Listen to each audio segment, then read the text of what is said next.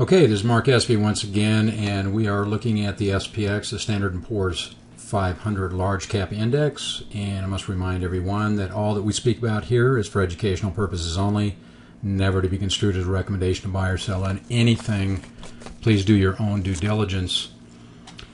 Analysis here very similar to that of the Dow in that we had huge moves every day this week, up and down. We finally then broke above the neckline of this inverse head and shoulders, which is also a very consistent trend line that began actually all the way up here from the April high.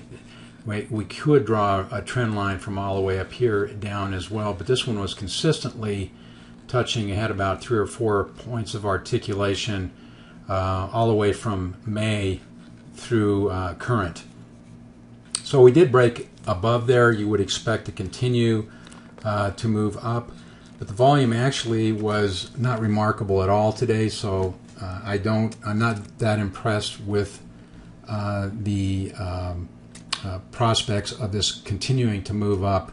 If it does, where will it go? Well, it needs to test the 200, which is right here, resides right here about 1113. On the Dow, as you recall, it actually broke above and closed above the 200. That is not the case with the SPX. If it breaks above the 200, it would continue up, and the first area or target that we should look at is 1130, and that is from June. Then we have a swing high at about 1170 and change from May, and then the April high around 1220. I think more likely what's going to happen, it may in fact move up to test the 200, but I don't believe it's going to break above there. And the whole idea, I think, is to go back up and test this. As I had indicated in the Dow analysis, we had a crossover, very significant occurrence, a crossover the 50 simple moving average to below the 200 simple moving average, and that's indicated here by the red circle.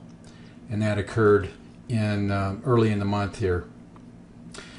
We do have, this is not a significant divergence, and in fact what we have is these two peaks are almost, I mean the second one is slightly lower but not that much lower in the midst of this going up. So we're not looking at a significant divergence, but it is there. We have a divergence in the MACD histogram moving back toward the zero line, showing a lack or a diffusing of the momentum to the upside.